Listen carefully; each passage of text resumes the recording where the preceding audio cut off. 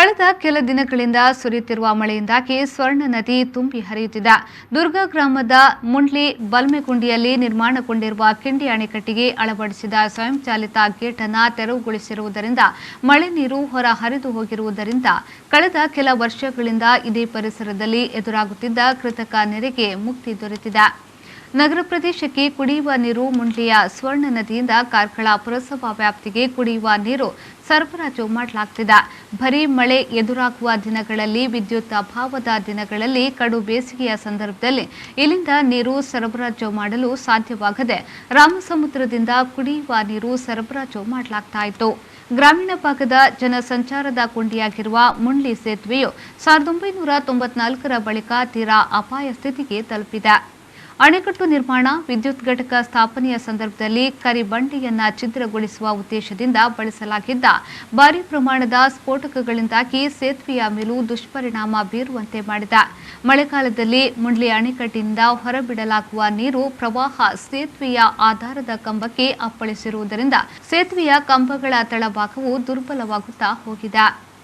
ಈ ಭಾಗದ ಒಂದು ಜನರು ಪ್ರತಿ ವರ್ಷವೂ ನೆರೆ ಬರುವಾಗ ನಮಗೆ ಕಾಲ್ ಮಾಡ್ತಾರೆ. ಅವರಿಂದ ಏನೋ ಒಂದು ಸ್ಪಂದನೆ ಕಂಪನಿದಿಲ್ಲ. ಪ್ರತಿ ವರ್ಷವೂ ಇದೇ ರೀತಿಯ ಒಂದು ನಾಟಕ.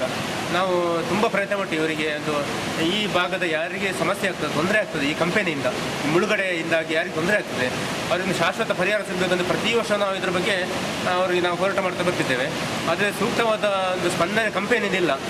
ಇದೊಂದು ಇಷ್ಟೊಂದು ದೊಡ್ಡ ಮಟ್ಟದಲ್ಲಿ ಈಗ ಒಂದು ಸ್ಪಂದನೆ ಸಿಗಲಿಕ್ಕೆ ಸಾಧ್ಯ ಆದ್ದು ಒಂದು ಶಾಸಕರು ಹೋಸರ್ತಿ ಒಂದು ಮೀಟಿಂಗ್ ಕರೆದ್ರು. ಈ ಕಂಪನಿಯ ಸಮಸ್ಯೆಯಿಂದ ಗೊತ್ತಾಗಿ ಕಂಪನಿಯನ್ನು ಮತ್ತು ನಮ್ಮವ್ರನ್ನೆಲ್ಲ ಜನಪ್ರತಿನಿಧಿಗಳನ್ನು ಮತ್ತು ಕೆಲವರನ್ನೆಲ್ಲ ಮುಖ್ಯಸ್ಥರನ್ನೆಲ್ಲ ಕರೆದು ಒಂದು ಮೀಟಿಂಗ್ ಮಾಡಿದ್ರು ಶಾಸಕರ ಕಚೇರಿಯಲ್ಲಿ.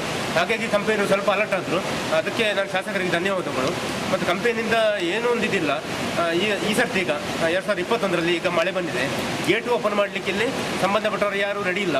ಮತ್ತು ನಾವು ಬಂದು ಇವರಿಗೆ ಹೇಳಬೇಕು. ಅದು ಹೈಡ್ರಾಲಿಕ್ ಗೇಟ್ ಮಾಡಿದ್ದಾರೆ, ಸಮರ್ಪಕವಾಗಿ ಇಲ್ಲ. ಅದು ಹೈಡ್ರಾಲಿಕ್ ಗೇಟ್ ಒಂದು ಮ್ಯಾನ್ಯಲ್ ಗೇಟು ಸಲ ಹೈಡ್ರಾಲಿಕ್ ಗೇಟು ಸಲ ಈ ರೀತಿ ಮಾಡಿಟ್ಟಿದ್ದಾರೆ.